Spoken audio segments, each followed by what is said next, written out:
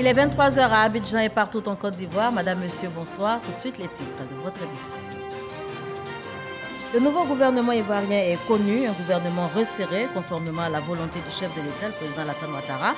Il passe de 41 à 32 membres. La liste a été rendue publique ce mercredi après-midi.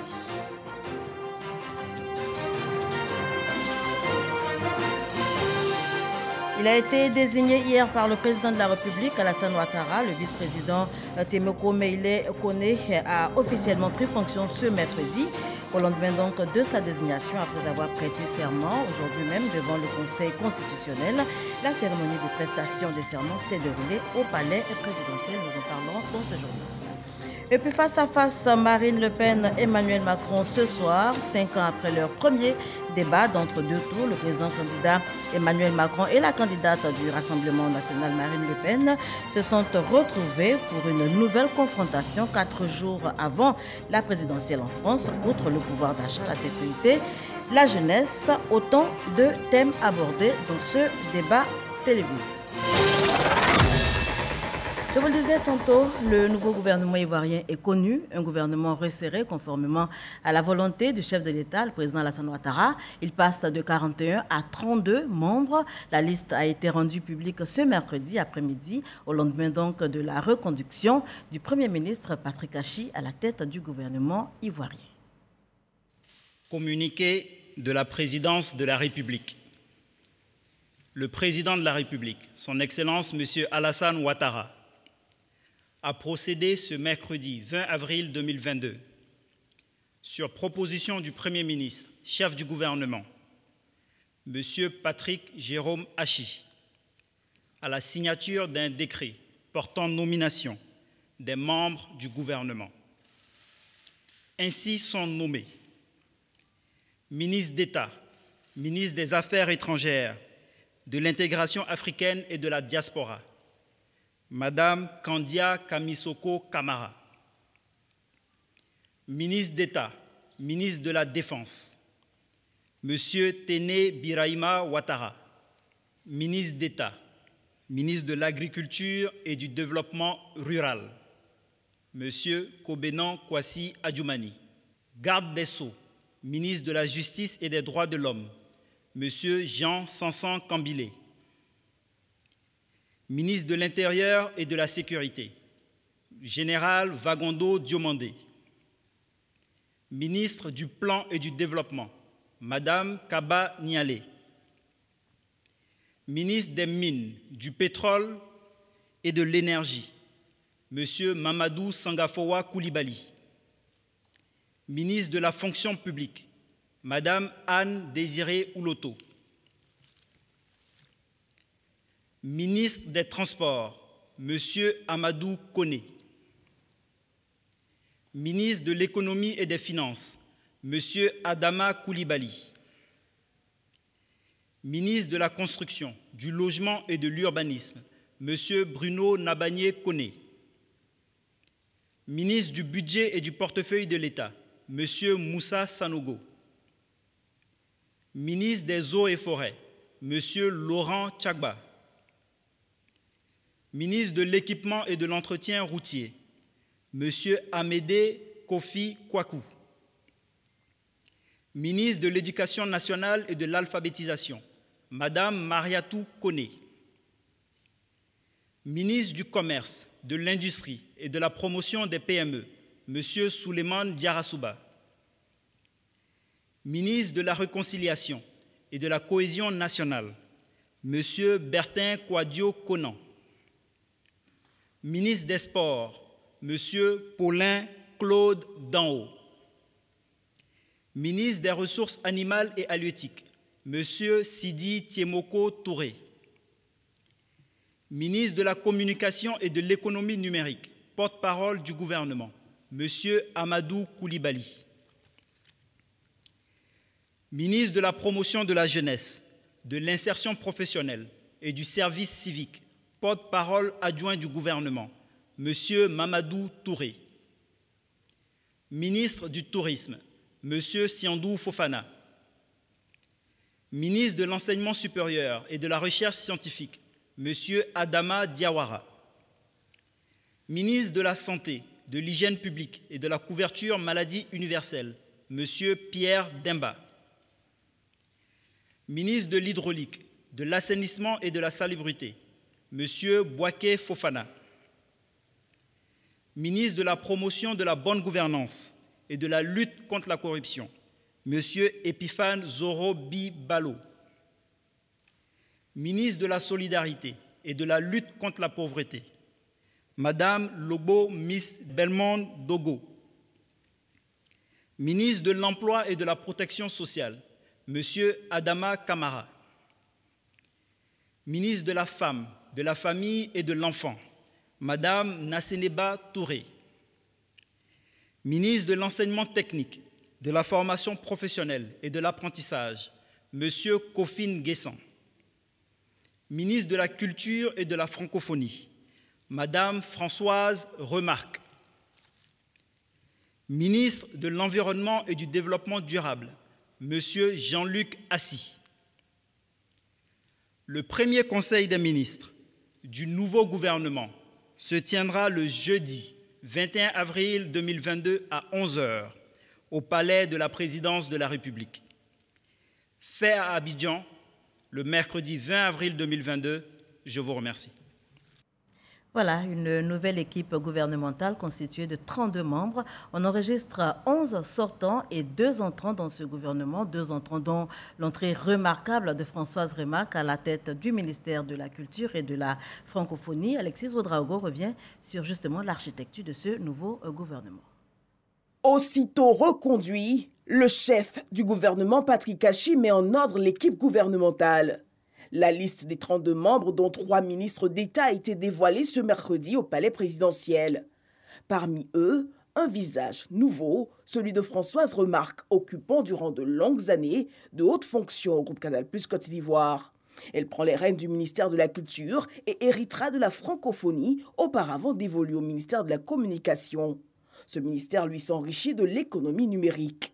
Avec elle, un retour acté, celui de Mamadou Sangafoa, ministre de l'Agriculture de 2010 à 2019.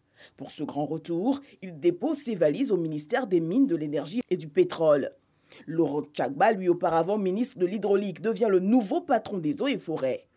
Plus de secrétaire d'État, ni de ministre délégué, 11 sortants pour 2 entrées, le gouvernement passe des 41 membres à 32, conformément à la volonté du chef de l'État d'un gouvernement resserré. Clin d'œil au genre, 7 femmes nommées à des postes clés.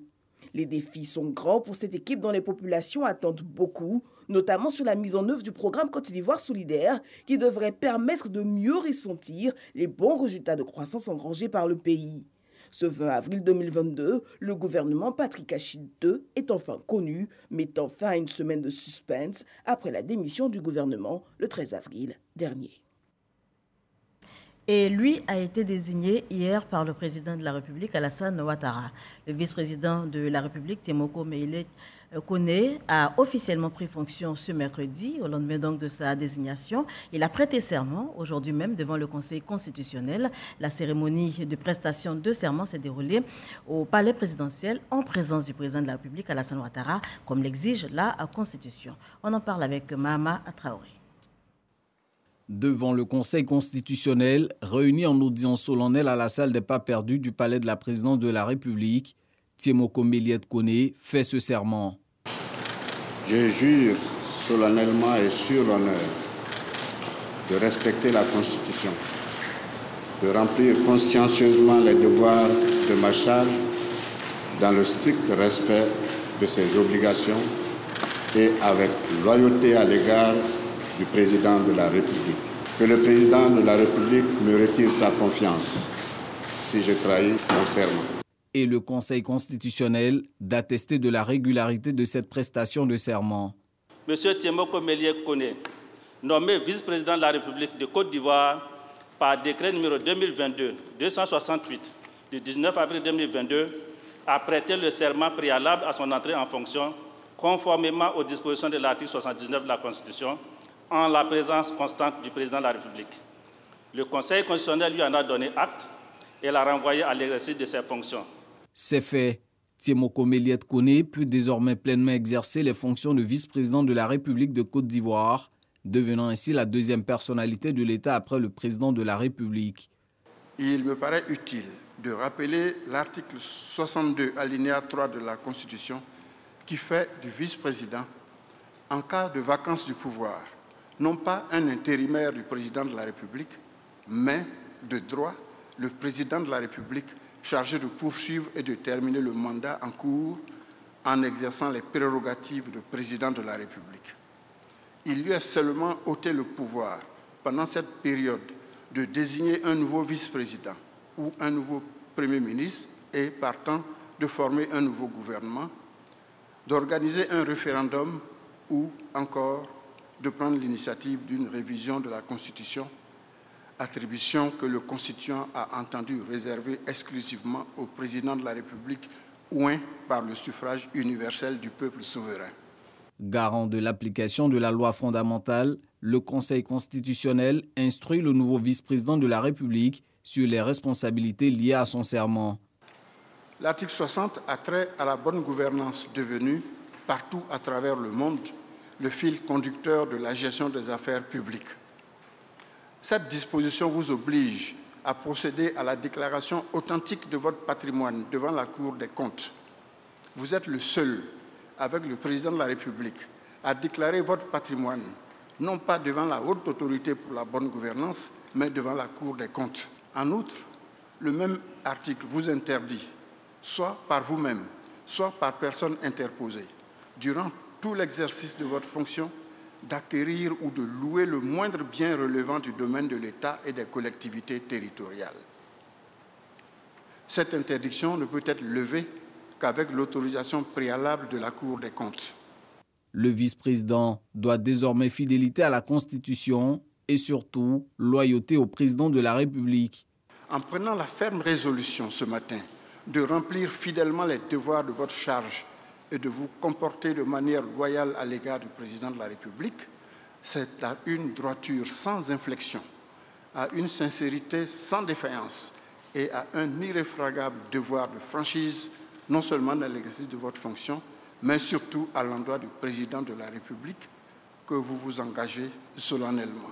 Avec l'entrée en fonction de Tiemoko Méliette Koné comme vice-président de la République, l'exécutif ivoirien va désormais fonctionner au grand complet, comme le prévoit l'article 53 de la Constitution, qui dispose que l'exécutif est composé du président de la République, du vice-président de la République et du gouvernement.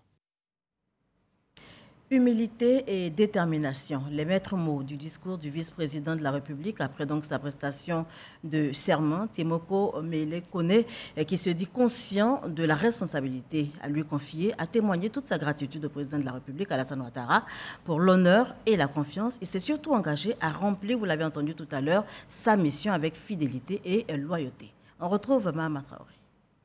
Quand il prend publiquement la parole pour la première fois comme vice-président de la République de Côte d'Ivoire, Tiemoko Méliette Koné sait d'abord se montrer reconnaissant à l'égard du chef de l'État. Qu'il me soit permis de vous exprimer ma profonde gratitude et mon infinie reconnaissance pour la grande confiance ainsi placée à ma personne. Je mesure l'honneur qui m'est fait. Je mesure aussi la responsabilité de la tâche qui est désormais la mienne et que je compte aborder à vos côtés avec humilité et détermination.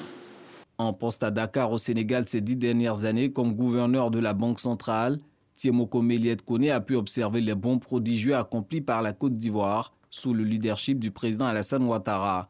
Tous les Ivoiriens, des villes et des campagnes, jeunes comme vieux, hommes et femmes, sont témoins de la transformation qualitative de notre pays, et ce, dans tous les domaines. Vous avez ainsi démontré à suffisance que vous êtes demeuré le digne successeur du Père de la Nation, notre icône nationale, feu le président Félix Houphouët-Boigny, grand bâtisseur et homme de paix. Dans cette quête de transformation socio-économique de la Côte d'Ivoire, le désormais ex-gouverneur de la BCEAO compte pleinement jouer sa partition aux côtés du chef de l'État. Au regard de vos ambitions, Monsieur le Président de la République, ainsi clairement affichées, je mesure alors le défi qui est le mien dans les fonctions de vice-président. Je me mets à votre disposition pour poursuivre à vos côtés les initiatives de consolidation de notre démocratie, de transformation de notre économie. Vos orientations et vos conseils constitueront toujours la boussole de mes actions. Après avoir prêté serment et lu son premier discours, Tiemoko Méliès Koné a reçu les honneurs militaires dus à son rang sur l'esplanade du palais de la présidence de la République. Voilà, Tiemoko Méliès Koné, prêt donc pour sa mission. Retour sur la cérémonie de prestation de serment à laquelle prenait part le chef de l'État, le président Alassane Ouattara, et également plusieurs personnalités. Je vous propose d'écouter quelques réactions. Je voudrais saluer cette initiative, cette décision du président de la République qui nous démontre par ce fait qu'il compte véritablement sur les institutions de la République. Il a lui-même dit qu'il veut des institutions fortes. Nous sommes engagés dans une République qui a tous les outils pour pouvoir être au service de la Côte d'Ivoire. C'est un choix judicieux que le président de la République a fait. Et je pense que le président aurait à ses côtés pour l'aider une personnalité qui a beaucoup de compétences. Nous nous félicitons parce que la qualité de l'homme, le choix de l'homme qui obéit donc à la vision du président montre une fois de plus que le président de la République sait donc choisir les hommes, sait donc offrir à la Côte d'Ivoire les hommes qu'il faut pour mettre en œuvre sa vision. Et je pense qu'aujourd'hui, la prise de service vient donc, au plan constitutionnel, couronner son choix. J'ai eu à pratiquer l'homme à un moment donné de ma vie professionnelle et j'ai pu dire que c'est un homme de haut calibre, surtout marqué par l'humilité et une capacité d'écoute très prononcée. C'est un honneur pour moi de prendre part à cette grande cérémonie qui marque l'entrée en fonction du vice-président de la République de Côte d'Ivoire. Choix qui a été judicieux. L'homme, il fait l'unanimité. Nous sommes très heureux de voir que l'architecture institutionnelle de la Côte d'Ivoire se complète aujourd'hui et que les perspectives sont très prometteuses avec des personnalités de très haut niveau qui vont contribuer tous ensemble à gérer le développement de la Côte d'Ivoire pour les années à venir. Le vice-président, c'est quelqu'un avec une grande expérience, un économiste rodé qui a travaillé à la BCAO mais aussi à la FMI et donc qui a fait ses preuves et le nommer aux côtés du président Alassane Ouattara, je pense que c'est une très bonne décision. Pour nous, secteur privé, alors ça donne l'assurance aux bailleurs de fonds et à nos partenaires de bien vouloir venir en Côte d'Ivoire pour investir. Nous ne pouvons que saluer l'acte du président de la République. C'est là de note de la volonté du président de la République d'aller plus vite et mieux. Nous voyons tous les Ivoiriens unanimes autour de ce vice-président qui a été choisi, par sa carrière professionnelle, nous rassure. Voilà ce que l'on pouvait donc retenir de la cérémonie de prestation de serment du vice-président de la République ce matin au palais de la présidence. À présent, les chiffres liés à la COVID-19.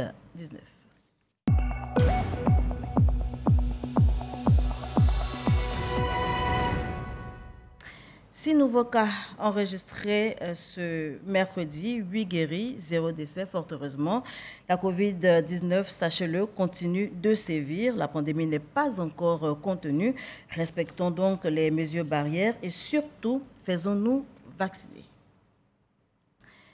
19 jours aujourd'hui que le jeûne musulman a débuté. Le mois de Ramadan, un mois de piété et de partage se poursuit. Et comme pour sacrifier à la tradition, Alassane Ouattara, dit l'ASPR, conseiller technique du président de la République, par ailleurs député de Korogo, est aux côtés des populations de sa commune dans le cadre donc de la caravane dite Caravane Ramadan. Il a offert près de 1000 tonnes de vivres à la communauté musulmane dans la région. Une action qui, selon lui, s'inscrit dans le cadre du programme social du gouvernement. On en parle avec Ami Sissoko. Alassane Ouattara dit l'ASPR, député de Korogo commune, au Four et au Moulin, afin que de nombreux fidèles musulmans de sa circonscription bénéficient directement de ces dons. En cette période de Ramadan, Période de partage, ce sont près de 100 tonnes de vivres composés essentiellement de riz, de pâtes alimentaires, de l'huile, de tomates concentrées et de la viande de poulet qui sont distribués aux imams, chefs de village et de quartier, en passant par les femmes. Sa traditionnelle caravane de solidarité n'oublie aucune couche sociale. J'ai eu spaghetti, huile, pâtes de tomates, riz et poulet aussi. Je suis vraiment contente. Je suis contente, mais je suis fière de l'honorable Aspect. Certains qui peut-être étaient dans la détresse et ne savaient pas où avoir à manger pendant ce mois de Ramadan, par ce geste-là, je crois qu'ils seront heureux. Avec ces sacs de riz, également ces kits Ramadan-là, alhamdoulilah, les prix des sahour seront dans de meilleures conditions. La rupture aussi également serait dans de meilleures conditions. Donc nous disons merci. Quand on a vu toutes les actions qui ont déjà été menées par le président de la République, on est encore surpris que ce matin, des entités soient appelées encore pour recevoir encore des vivres et même des non-vivres. Merci d'abord au président de la République, mais aussi et surtout à l'ASPR. Pour le donateur, tous ces dons de vivres ont été possibles grâce à la générosité du président Alassane Ouattara. Dieu a dit de partager et le président a donné les moyens pour qu'on partage à la population de Korogo. Je ne vais pas m'asseoir pour regarder les gens partager parce que je veux que tout le monde ait quelque chose dans la main. Parce que souvent, il y a les coupés de route. On préfère être sur le terrain pour donner chacun. Et je suis là, je regarde. Et ne pas dire que le président a envoyé les dons, on n'a pas eu. Cette caravane de solidarité à Korogo survient après celle de la commune d'Abobo. Elle se poursuivra jusqu'à la fin du mois de Ramadan. Alassane Ouattara avait aussi offert près de 20 tonnes de vivres à la communauté chrétienne de Korogo pendant son carême. Voilà, 1000 tonnes, ce sera certainement pour bientôt, mais pour l'heure, ce sont bien 100 tonnes qui ont été distribuées à la communauté musulmane de Korogo par Alassane Ouattara, dit l'ASPR, conseiller technique donc du président de la République. Et on en parlait avec Ami Sissoko. Des vivres et des non-vivres également pour les communautés musulmanes des départements de Gagnoa et Doumé, dont du président du conseil régional du GO, Joachim Didier Bagnon, solidaire donc de la communauté musulmane en cette période de jeûne. Et c'est le Conseil supérieur des imams qui a réceptionné ce don. C'était jeudi dernier lors d'une cérémonie aux couleurs de l'union et de la cohésion sociale. C'est ce que nous dit Jean-Marc Diadi. 5 tonnes de sucre et de riz et 5 cartons de lait. Des vivres remis aux communautés musulmanes de Gagnoa et Oumé. Ces dons émanent du président du conseil régional du GO pour permettre aux populations de passer de bons moments de jeûne. Une initiative accueillie avec reconnaissance et fierté par les bénéficiaires, représentés par le secrétaire général du Conseil supérieur des imams de Gagnoa. L'imam Solo, avec tous ses imams et toute la communauté de Gagnoa, vous dit merci et prie pour vous, pour la région et pour la République.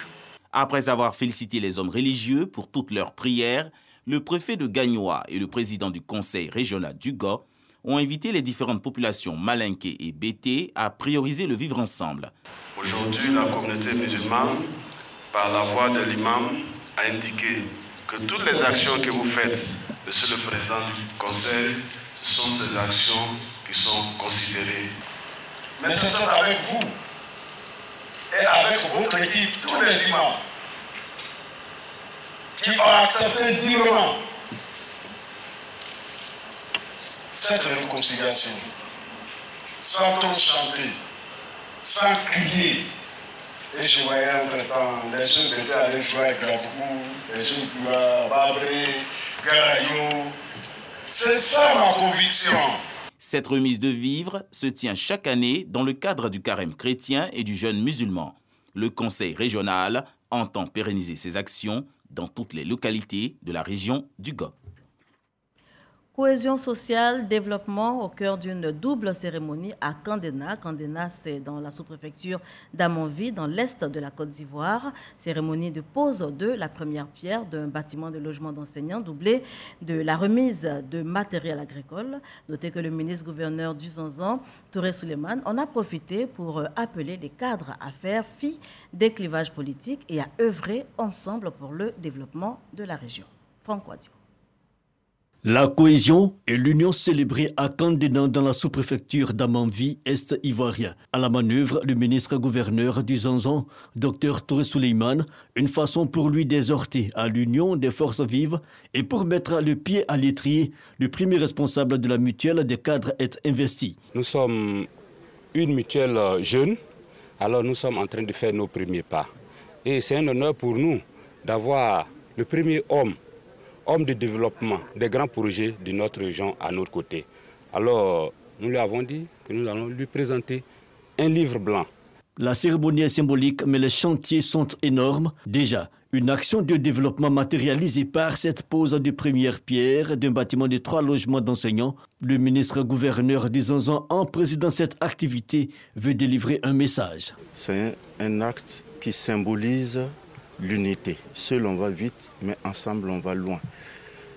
J'ai souhaité que les fils de Kandénan soient unis. Par-delà leur divergence politique, la politique politicienne n'a pas sa place quand on parle de développement. Il faut que nous insistons, nous les cadres qui avons eu la chance d'aller devant, nous devons aider ceux qui nous suivent pour nous remplacer demain. La dynamique est partagée par le maire de Tanda, Koné Amadou, et par les autorités administratives. Notons que la mutuelle de développement de Kandénan a été mise en place en 2019. La situation sécuritaire au nord du pays, la cohésion et l'union des populations autour de l'État de Côte d'Ivoire et du président de la République Alassane Ouattara intéressent le secrétariat national des jeunes du RHDP. Ce secrétariat vient de terminer une mission de sensibilisation et de mobilisation dans la région du Tchologo. Le secrétariat, conduit par l'honorable Charles Niaoré, était récemment dans le village de Kafolo. On fait le point avec Kader Sogodogo. Accueil chaleureux pour le secrétaire national des jeunes du RHDP Charles Niaoré à Kafolo, village du département de Kong. Des populations heureuses pour le soutien de l'État qui ne leur a jamais manqué depuis les attaques terroristes il y a environ 1 an. Recevoir des jeunes du parti au pouvoir, conduits par leur premier responsable, constitue un grand soutien. Après Kafolo, la forte délégation du secrétariat national des jeunes du RHDP s'est rendue à Fekese-Dougou, chef-lieu de la région du Tchologo. Devant tous les jeunes leaders de la classe politique, le message de Charles Niaoré a été le même. Tourner le dos aux vendeurs de rêves, rester mobilisés et unis autour du président de la République, Alassane Ouattara, et s'intéresser au programme de développement mis en place par le gouvernement qui offre des opportunités à la jeunesse. Nous existons il y a environ 1 mois et c'est notre première sortie. Nous étions à Kong. Aujourd'hui, nous sommes avec toute la jeunesse du Tchologo. Nous sommes venus passer un message tout simple. Leur dire merci pour cette union, cette cohésion, cet amour qu'ils ont pour Alassane Ouattara et pour le RHDP. Et surtout leur demander de rester dans la continuité. Parce qu'à la vérité, le président Alassane Ouattara a tracé pour chacun de nous et pour la Côte d'Ivoire les sillons de l'espoir.